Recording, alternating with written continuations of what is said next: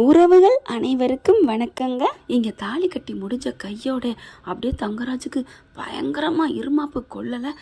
நம்ம நினச்சதை சாதிச்சாச்சு, இனிமேல் மச்சானுக்கு வேலை கிடச்சிரும், இனிமேல் நம்ம அந்த பொண்ணோட கொட்டத்தை அடைக்கிடலாம் அப்படின்னு கனவு கண்டுக்கிட்டு நிற்கிறாரு பயப்புள்ள. ஆனால் அதெல்லாம் நடக்கவே நடக்காது, வாய்ப்பில்லை ராஜா அப்படிங்கிறது அவருக்கு தெரியல. அதுக்கப்புறம் எல்லோரும் காலையிலையும் ஆசீர்வாதம் வாங்குறாங்க, அப்படியே விழுந்து விழுந்து எந்திரிக்கிறாங்க. பொண்ணும் முழிக்கலை, சிரிக்கலை, மாப்பிள்ளையும் சிரிக்கலை. ஏன்னா அவருக்குமே விருப்பம் இல்லாத கல்யாணம் தானே.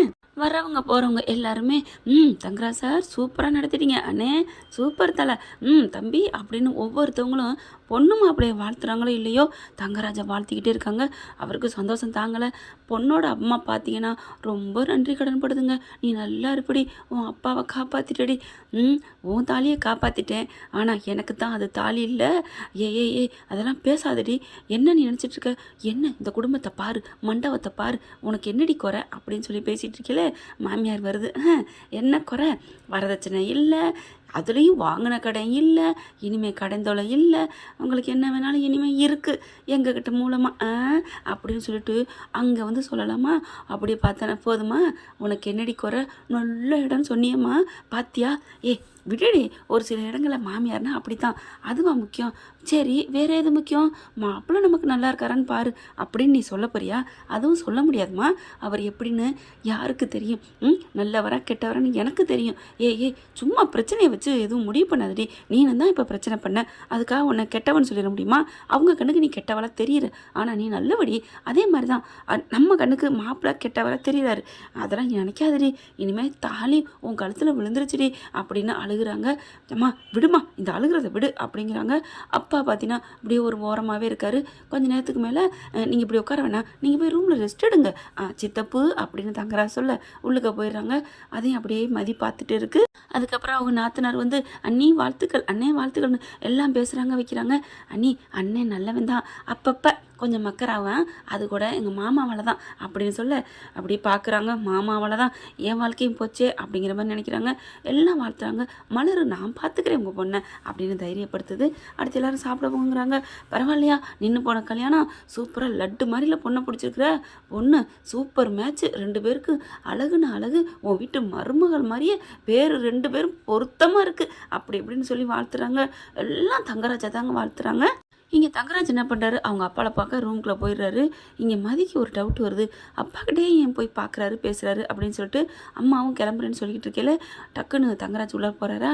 இங்கே மதி என்ன பண்ணுது, அம்மா நான் இந்த வர்றேன் அப்படின்னு நான் இங்கே நிற்கிறவங்ககிட்ட நான் அந்த வர்றேன் அப்படின்னு சொல்லிட்டு போகிறாங்க. மாப்பிள்ளை பார்க்குறேன், எங்கே போகிறா அப்படிங்கிற மாதிரி, எங்கே போனால் நமக்கு என்ன அப்படின்னு நிற்கிறாரு சுரேஷ். இங்கே நேராக அப்பா கிட்ட தங்கராஜ் போனார் இல்லையா, அங்கே போகிறாங்க. போனா அங்கே கதவுக்கிட்டே நிற்கிறாங்க. உள்ளுக்க போகிறது முடியாமல் சரின்னு சொல்லிட்டு கதவை திறக்கிறாங்க. ஆனால் இவங்க பார்த்தீங்கன்னா அவங்க அப்பா கிட்ட உட்கார வச்சு பேசிக்கிட்டு இருக்காரு. அவங்க அப்பா உட்காந்துருக்காரு, தங்கராஜ் நின்று பேசிகிட்டு இருக்காங்க. அதனால் இங்கே மதி வந்ததை பார்க்கலங்க. என்ன சார், சூப்பர் சார், இல்லை சித்தப்பு சூப்பர் சித்தப்பு, கை கொடுங்க கை கொடுங்க கை கொடுங்க, உங்களை மாதிரி ஒரு ஆளை நான் பார்த்ததே இல்லையா, உங்களுக்கெல்லாம் இந்த அவார்டுன்னு சொல்லுவாங்களே அது என்னையா, ஆஸ்கார் அவார்டா, அந்த அவார்டு அதை கொடுக்கலையா, சூப்பராக தூக்கி சாப்பிட்டையா அப்படிங்கல. சார் என்ன சார் நீங்கள் என்னை பாராட்டுறீங்களா இல்லை திட்டுறீங்களா, ஐயோ உன்னை நான் பாராட்டுறேயா, என்ன நீ நினச்சிட்டு இருக்க, நான் சொன்னதை நீ கரெக்டாக செஞ்சுருக்க, அப்படிங்கிற நான் உன்னை எப்படி திட்டுவேன், நான் பாராட்டிக்கிட்டு தான் இருப்பேன், சூப்பராக ஆக்டிங்கை போட்டியே, அப்பா நெஞ்சு வலி வந்தவன் கூட இப்படி இருக்க முடியாதியா, அசல் அப்படியே ஹார்ட் அட்டாக் மாதிரியே பேசிட்டு பார்த்தியா, இதில் ஒன்றும் உனக்கு நட்டம் இல்லை, உனக்கு 50 லட்ச ரூபா தள்ளுபடி, உன் வீட்டு கடை எதுவும் இல்லை, உன் பொண்ணு ராணி மாதிரி வாழ போகிறா, இன்னும் கொஞ்ச நாளில் என் மாப்பிள்ளைக்கும் வேலை கிடச்சிரும், அதுக்கு உன் மக உதவி பண்ணிடுவா, ஆனால் அவன் மட்டும் பண்ணலைன்னு வையேன், ஐயா சார் சார் சார் சார் என் பிள்ளை எதுவும் பண்ணிடாதீங்க சார், அவள் வாங்குவா சார், வாபஸ் வாங்குவா அப்படின்னு சொல்லிட்டு இருக்காரு. வாங்குவா, வாங்க வைக்கலன்னா அப்புறம் இந்த தங்கராஜ் எடுக்கணும் என்னன்னு தெரியும், இந்த தங்கராஜ் அப்படியே கண்ணாடி மாதிரி நீ என்ன பண்ணாலும் உனக்கு அப்படியே திருப்பி தருவேன், நீ சிரிச்சா நான் சிரிப்பேன், அது தெரியும் சார். என்ன தெரியும், நான் கெட்டவங்கிறியா, இல்லை நீங்கள் நல்லவர் சார், எனக்கு எவ்வளோ உதவி பண்ணிக்கிங்க, அது தெரிஞ்சதுனால தானே நீ இவ்வளோ உதவி பண்ணியிருக்க, ஆமாம் சார் கண்டிப்பாக, நான் ஹார்ட் அட்டாக் இல்லை சார், உண்மையிலே என் உயிரை கூட விடுவேன் உங்களுக்காண்டி அப்படின்னு சொல்கிறாங்க. பரவாயில்லையா, நீ விசுவாசமாக இருக்க, விசுவாசமாக தான் இருக்கிற, உனக்காக உன் பொண்ணை நல்லபடியாக வச்சு வாழ்கிறோம், ஆனால் ஒன்று மறுபடியும் முறுக்கிக்கிட்டு இருக்கக்கூடாது, உன் மகட்ட போகையில் சொல்லிட்டு போவேன், சொல்லாமல் போயிடாத, நல்லபடியாக நடந்துக்கோ, குறிப்பாக நான் சொல்கிறத கேட்டு நடந்துக்கன்னு சொல்லிக்கோ அப்படின்னு சொல்லிட்டு திரும்ப அப்படியே செம்ம காண்டில் நிற்கிறாங்க. மதியை பார்த்தா நான் ஆடி போகிறாரு. அப்படியே இவங்க அப்பா அதை விட மதி மதி அப்படிங்கல, அடைச்சி நீலாம் ஒரு அப்பனா, இல்லை இல்லை நீலாம் ஒரு மனுஷனா, மனுஷ ஜென்மமாயா, பொண்ணோட வாழ்க்கையை இப்படி அடை வச்சிருக்க சே அப்படிங்கல. என்ன என்ன என்ன என்ன அப்படின்னு தங்கராசு பேச, என்ன நினச்சிட்டு இருக்க, உன் அப்போ கரெக்டாக முடிவெடுத்திருக்காரு, என்ன பாலுங்கணத்தில் தள்ளியிருக்காரு, எல்லாம் சாதகமாக தான், உங்களுக்கும் ஜாதகம் எங்களுக்கும் ஜாதகம், எங்களுக்கு என்ன பொண்ணா கிடைக்காது, கிடைக்காம தானே எங்கள் வீட்டுக்கு வந்தீங்க, இங்கே பார் உன்னோட ஆணவத்தை அட்டக்கணுங்கிற கதை வந்தோம், ஆனால் போயிட்டு போகுதுன்னு விட்டுட்டேன், ஆனால் நீ ரொம்ப பண்ணுற. தங்கராஜ் பார்க்குறான், இங்கே பாரியா உன் பொண்ணுக்கிட்ட சொல்லி வை, இங்கே பார் என் வாழ்க்கையை குட்டிச்சோராக்கின உங்கள் 2 பேரையும் என் வாழ்க்கையில் நான் மறக்கவே மாட்டேன். என்ன என்ன அவன் உன் அப்பா, என் அப்பாவா, அவர் பண்ணதெல்லாம் தப்பு, இப்போ எனக்கு அப்பாவா, அப்பா அப்படிங்கல, பா நீ இப்படி பண்ணுவேன்னு நினைக்கவே இல்லைப்பா, அப்போ உனக்கு ஒன்றுமே இல்லையா, ஹார்ட் அட்டாக்னு பொய்யா பண்ணிடுச்ச, ஐயோ நான் உன்னை நம்பி என் வாழ்க்கையை பறி கொடுத்துட்டேனே அப்படின்னு தாமதம்னு குதிக்கிறாங்க, பிடிச்சி அப்படியே ஒட்டைக்கிறாங்க, கதவுல குத்துறாங்க. பார்த்தா எல்லாம் வந்து நிற்கிறாங்க, கதவுக்கு வெளியில் கதவு லைட்டாக சாத்திருக்கு. இப்போ தங்கராஜ் பார்க்குறாங்க, இங்கே பாரு நீ ரொம்ப பண்ணுற, உனக்கு நான் நல்லதான் பண்ணியிருக்கேன், இங்கே பாருங்க சார் உங்கள் பொண்ணுக்கிட்ட சொல்லி வைங்க, இந்த மாதிரிலாம் பேசுகிறவளை வச்சுக்க கூடாதுன்னு. என்ன நினச்சிட்டு இருக்கா, போனா போகுதுன்னு விட்டாச்சு, இனிமேல் ஆட்டம் காமிச்சா என்ன, ஆட்டம் காமிச்சா என்னையா பண்ணுவேன், என்ன பண்ணுவா அப்படின்னு தங்கராஜ் சட்டையை பிடிச்சிடுறாங்க. மதி இங்கே பாருமா, விடுமா அவர் நமக்கு தெய்வமா, யார் உனக்கு வேணா அவர் தெய்வமாக இருக்கலாம், அவன் எனக்கு நான் சொல்ல மாட்டேன், உயிர் எடுக்கிற அந்த ஆள் சொல்லுவாங்களே அதுதான் இவன். நான் ஐயோ என் வாழ்க்கையை கெடுத்துட்டீங்களே, இப்போவே நான் போலீஸுக்கு ஃபோன் பண்ணுறேன் அப்படின்னு ஃபோன் எடுக்க டக்குன்னு அவங்க அம்மா வந்துடுது, பறிக்கிறாங்க. என்னடி பண்ணிகிட்ருக்க, வாம்மா வா, உனக்கு இதில் உடந்தையா, என்னடி உடந்த, நான் இப்போ தான் கேட்டேன், அந்த மனுஷன் ஏதோ தப்பு பண்ணியிருக்காரு, தப்பு பண்ணதில் தப்பு இல்லையடி, உன் வாழ்க்கையை சீரழிச்சிட்டாரா, குடும்பத்தை பாருடி நல்லா தாண்டி இருக்காங்க, இங்கே பார் நீ இந்த மாதிரி பேசிகிட்டு இருந்த, நாங்கள் எல்லோரும் உண்மையிலே நாங்கள் இந்த உலகத்தொட்டு போயிடுவோம் அப்படிங்கிற. தங்கச்சி வருது, அக்கா என்னக்கா உன் வாழ்க்கை இப்படி வீணடிச்சிட்டாங்களேக்கா, அடி பாவி நீ இப்படி இவ கூட சேர்ந்துட்டியாடி அப்படின்னு அம்மா மகளை திட்டுது. அம்மா இருந்தாலும் அக்கா பாவம்மா, என்னடி பாவம், மாப்பிள்ளையை பாருடி அவருக்கு என்னடி குறை அப்படிங்கிற. பார்க்குறாங்க, வேலை இல்லைன்னு பேசாத, நீ பேசாதடி, அந்த வேலை போனது காரணம் உங்கள் அக்கா தானே, அப்புறம் என்ன பண்ண முடியும். அம்மா இப்போவே பழி வாங்குறாங்க, நாளை பின்ன கல்யாணம் வீட்டுக்கு வந்த மருமகளை என்னடி பழி வாங்க போகிறாங்க, தான் வீட்டுக்கு வந்தவன் தெரிஞ்சிருச்சுல, இனிமேல் ஒன்றும் கொடுமைப்படுத்த மாட்டாங்க, அக்கா தான் ஜான்சி ராணியாச்சே, எதாக இருந்தாலும் அப்படி படம் முடிச்சு காமிப்பால அப்படிங்கிற நினைப்பு அவங்களுக்கு இருக்கும். அதனால் இங்கே பார் நீ ஒன்றும் பேசாத, அம்மா நீ பேசாதம்மா, இந்த 2 பேர்த்தையும் நான் விட மாட்டேன், நான் சும்மா விட மாட்டேன், இவங்களை என்ன பண்ணுவேன், தாலி ஏறிக்கிடி, தாலி ஏறினா அப்படியே குனிய போயிட்டு இருக்கணுமா, ஒன்றும் பண்ண மாட்டேன், இதுங்களை என்ன பண்ணணும், இப்போவே நான் ஸ்டேஷனுக்கு போகிறேன், எங்கள் அப்பா என்ன சீட்டிங் பண்ணிட்டாரு, இதோ இவரும் சீட்டிங் பண்ணி என்னை கல்யாணம் பண்ண வச்சிருக்காருன்னு நான் இப்போவே ஸ்டேஷனுக்கு போகிறேன் அப்படிங்கிற. பிடிச்சி இழுத்து ஓங்கி ஒரு அறை கொடுக்குறாங்க அவங்க அம்மா. சபாஸ் இப்படிதாம்மா இருக்கணும் அப்படிங்கிறாங்க. சார் நீங்கள் மன்னிச்சுக்கோங்க சார், இங்கே பாருடி நீ ஏதாவது இப்போ பண்ணேன்னு வச்சுக்கோங்க, நாங்கள் 3 பேரும் கரெக்டாக வீட்டில் போய் ஒரு பாட்டில் வாங்கி வச்சுக்குவோம், அப்போவே நாங்கள் ஏதாவது பண்ணி குடிச்சிட்டு இந்த உலகத்தை விட்டே போயிடுவோம், நீ அதுக்கப்புறம் எங்கள் பணத்து மேலே ஏறி நீ சோசியல் சர்வீஸு அப்படி இப்படின்னு பண்ணு அப்படின்னு சொல்லிட்டு வாங்க நம்ம போவோம்.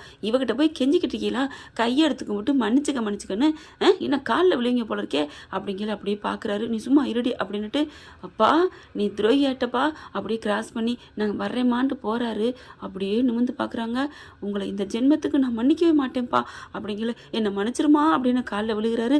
மதி காலில், எந்திரிப்பா உன்னை திரும்பி பார்க்க கூட மனசு இல்லை, நீ காலில் விழுந்து என் பாவத்தை கொட்டிக்காத அப்படிங்கிறாங்க. அதுக்கப்புறம் அறிவுமதி அம்மா அவங்க அப்பா கூட்டிகிட்டு நாங்கள் கிளம்புறோம் சம்மந்தி கிளம்புறோம் அப்படின்னு எல்லாரும் கிளம்புறாங்க. அங்கே இருக்க ஒரு சிலர், அப்போ விருப்பமில்லாதான் கல்யாணம் பண்ணியிருக்கீங்களா, ஏன் தங்கராசா இப்போ தான் உங்களை பாராட்டினேன், அவங்களுக்கு இவ்வளோ சீர் செலுத்தி கொட்டி கொடுத்தா கல்யாணம் பண்ணியிருக்கீங்க அப்படின்னு சொல்ல, வாயை மூடிட்டு போறியா அப்படின்னு சுரேஷ் அம்மா கத்துறாங்க. எவ்வளோ பெருமை பண்ணியிருக்காரு என் மாப்பிள்ளை, 50 லட்சம் எவன் இந்த காலத்தில் கொடுப்பான், இவங்க கடனை தள்ளுபடி பண்ணி இவளுக்கு எல்லாத்துக்கும் ஒத்து உதுற மாதிரி கல்யாணம் பண்ணி வச்சுருக்கோம், என்ன நினச்சிட்டு இருக்கீங்க, பேசாமல் போங்க அப்படின்னு சொல்லிடுறாங்க. மதி வந்து மேடையில் நில்லு அப்படிங்கல, கையை விடுங்க, நான் என் மேடையில் நிற்கணும், நான் வர முடியாது அப்படின்ட்டு போய் மணமக ரூமில் போய் உட்காந்துக்கிறாங்க.